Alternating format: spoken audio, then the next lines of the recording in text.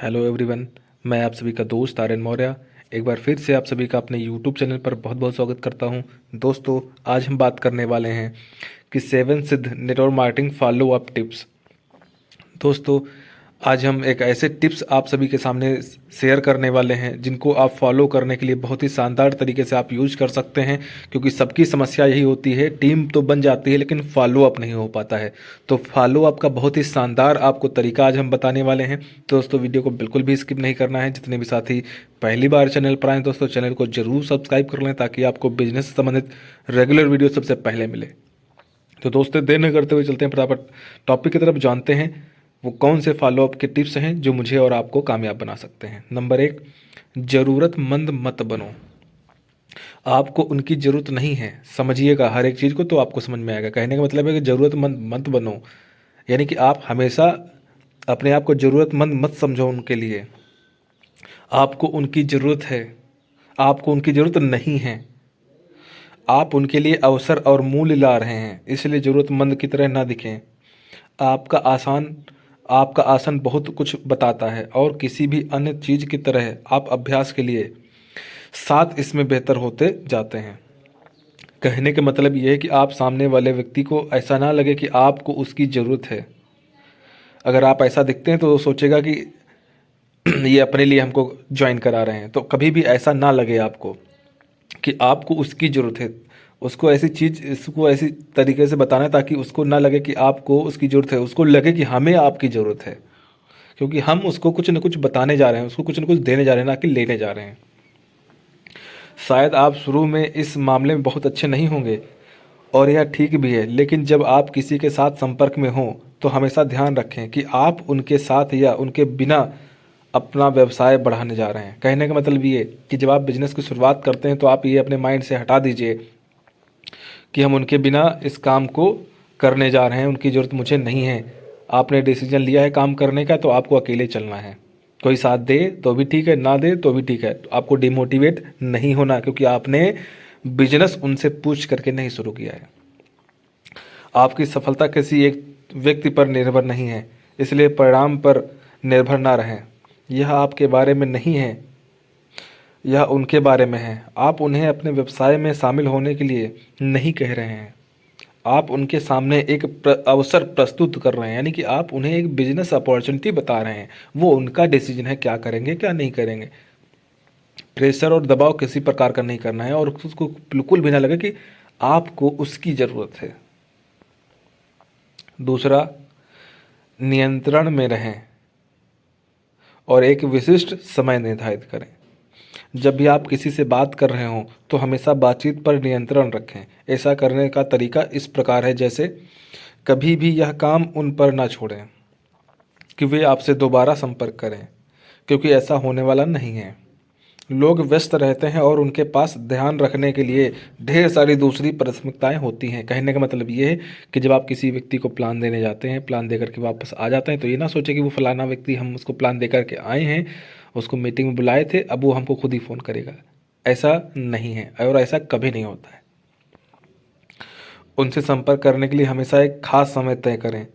यह व्यक्तिगत रूप से या फ़ोन पर हो सकता है, या उनसे पूछें कि उनके लिए कौन सा समय ठीक रहेगा, और अगले 24 घंटे में इस तय करने की कोशिश करें। यह कुछ कारणों से काम करता है। यह उनके प्रति शिष्टाचार दिखाता है, क्योंकि यह उनके शेड्यूल के अनुसार काम करता है। साथ ही अगर आप पूछें कि उनके लिए कौन सा समय ठीक है, तो लोग आमतौर पर आपको एक खास समय बताएंगे, क्योंकि वे अगले 24 घंटे में अपने शेड्यूल के बारे में सोचना शुरू कर देते हैं। जब वे आपको कोई विशिष्ट समय बता दें तो उनसे पुष्टि कर लें और कुछ ऐसा कहें, बहुत बढ़िया, मैं वादा करता हूँ कि मैं कल 8 बजे फ़ोन करूँगा। आप उनसे टाइम निर्धारित ज़रूर कर लें, 8 बजे करेंगे, शाम को करेंगे, सुबह करेंगे, दोपहर में करेंगे, कितने टाइम करेंगे, उनसे निर्धारित समय ज़रूर कर लें। आगे पूछें कि उन्हें सबसे ज़्यादा क्या पसंद है। जब आप उनसे पूछते हैं कि आपको सबसे ज़्यादा क्या पसंद है, यह नेटवर्क मार्केटिंग के लिए सबसे बड़ी समस्याओं में से एक है। जब वे लोगों से संपर्क करते हैं, मैं क्या कहूँ, मैं बातचीत को कैसे नियंत्रण करूँ, मैं क्या नहीं कहूँ, ये सब कन्फ्यूजन में लोग रहते हैं। यहाँ एक शानदार नियम है, क्या?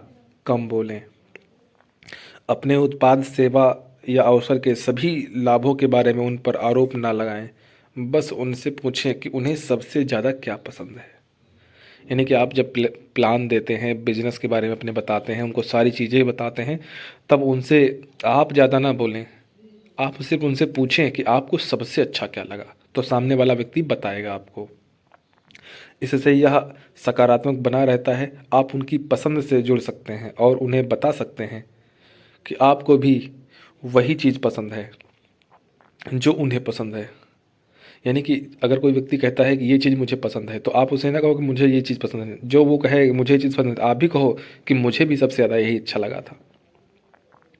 साथ ही उनसे पूछें कि उन्हें और क्या पसंद है। बस सकारात्मकता को बढ़ावा देते रहें। उनसे यह ना पूछें आपने क्या सोचा। अगर आप ऐसी बात करेंगे तो हमेशा काम आपका नहीं होगा।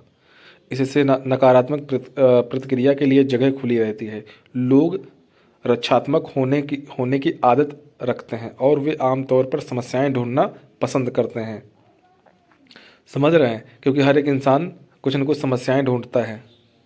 अगर आप उनसे उस तरीके से बात करेंगे, आपको इसमें अच्छा क्या लगा, ठीक है ना, या आप बात करेंगे आपने इसके बारे में क्या सोचा, आपको इसमें क्या समझ में आया। अगर ऐसी बातें करेंगे तो उनको कुछ समझ में नहीं आएगा। आप उनसे ये पूछना है कि आपको इसमें सबसे अच्छा क्या लगा, तो वो इंसान बताएगा हम कि हमको ये सबसे अच्छा लगा। तो आप उससे भी कह सकते हैं हाँ मुझे भी सबसे अच्छा यही लगा था। आगे बात करते हैं, यदि आपके साथ छेड़छाड़ की जाए तो क्या होगा। छेड़छाड़ का मतलब समझ रहे हैं? अभी आगे बताते हैं। आपका मतलब है कि वो हो सकता है कि कोई व्यक्ति मेरे फ़ोन का उत्तर ना दे या मुझसे मिलने ना आए जबकि उन्होंने कहा था कि वो आएंगे। बहुत ज़्यादा समस्या यही आती है। छेड़छाड़ का मतलब यही, जब आप किसी से कहते हैं, जब कोई व्यक्ति को आप फ़ोन करते हैं मीटिंग में आने के लिए, तो कहता है हाँ ठीक आएंगे, लेकिन वो नहीं आता है और फिर फ़ोन भी नहीं उठाता है। तो इसकी बहुत ही बढ़िया तरीके से इस वीडियो में बताया गया है, तो वीडियो को बिल्कुल भी स्किप नहीं करना है, ध्यान से सुनो, समझ में आएगा, ठीक है ना। जब कोई व्यक्ति मान लीजिए कहे कि हाँ आपका फ़ोन मिलाया, आपने आपका फ़ोन नहीं उठाया, फिर आगे देखो, मैं जानता हूँ यह भयावह है। यानी कि मैं जानता हूँ ये बहुत खतरनाक है, और यहीं से हर इंसान डिमोटिवेट होकर के काम छोड़ देता है। जब हम किसी को फ़ोन करते हैं और फ़ोन नहीं उठाता है, इंसान वहीं से डिमोटिवेट हो जाता है। लेकिन आप आगे देखो, ऐसा होता है और सबसे अच्छे लोगों के साथ भी होता है। यानी कि ये नहीं कि आप ही के साथ ये हो रहा है, ये हर एक इंसान के साथ हो रहा है, क्योंकि आपने बिजनेस उनसे पूछ के नहीं ज्वाइन किया था, आपने अपनी चॉइस के हिसाब से ज्वाइन किया था, आपने अपना डिसीजन लिया था। तो आपको कोई साथ देना साथ दे, आपको अकेले ही खड़े रहना है। ऐसा होता है और यह सबसे अच्छे लोग के साथ भी होता है। इसलिए बस तैयार रहें। लोगों द्वारा आपसे मिलने का समय रद्द करने या फ़ोन का जवाब न देने के लिए तैयार रहें। भले ही आपने कोई खास फॉलोअप समय तक तय नहीं किया हो जिस पर आप दोनों सहमत हों, इससे आपकी भावनाओं को ठेस ना पहुंचने दें। यानी कि कोई व्यक्ति अगर आप बार बार फ़ोन कर रहे हैं उसको, मीटिंग में आइए या फॉलोअप के लिए या प्लान के लिए या समय मांग रहे हैं, वो फ़ोन नहीं उठा रहा है, तो इससे आपको अपने भावनाओं को ठेस मत होने दें कि हम डिमोटिवेट हो जाएँ, हम निराश हो जाएँ, हम सोचने लग जाएँ। ये चीज़ें अपने अंदर मत आने दें। अगर आप उनसे फ़ोन पर बात कर रहे हैं और वे जवाब नहीं देते हैं, तो बस एक संदेश छोड़ दें जिसमें पुष्टि हो कि आपने तय समय पर अपॉइंटमेंट लिया था। अगर वे वापस कॉल नहीं करते हैं तो एक दिन बाद फिर से कॉल करें। अगर वे फिर जवाब नहीं देते हैं तो दूसरी बार कोई संदेश ना छोड़ें। कहने का मतलब ये है कि अगर आप किसी व्यक्ति को, अगर आपने फ़ोन किया और फ़ोन नहीं उठाया, तो आप उसको मैसेज छोड़ सकते हैं। अगर उसका भी कोई जवाब नहीं दिया, कोई बात नहीं, अगले दिन फिर फ़ोन करिए। अगर फिर भी कोई मैसेज या फ़ोन वगैरह नहीं उठाते तो अगले दिन आप कुछ मत करिए।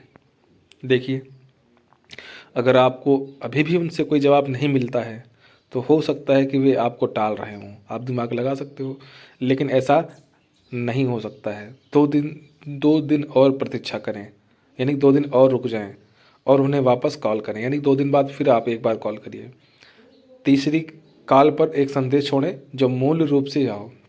यानी तीसरे दिन भी अगर उन्होंने फ़ोन नहीं उठाया तो आप तीसरे दिन फिर एक मैसेज आप छोड़िए। मैसेज क्या होना चाहिए, अब लिखो, यहाँ पे दिखाओ, हाय। आपने को लिखो हाय, उनका नाम, यानी कि हाय, जैसे किसी का नाम रमेश है तो लिखो हाय रमेश, है ना। फिर अपना नाम। मुझे उम्मीद है कि आप ठीक होंगे। मैंने आपसे कभी कोई जवाब नहीं सुना। मुझे लगता है कि आपको उस अवसर उत्पाद में कोई दिलचस्पी नहीं है जो पूरी तरीके से ठीक है।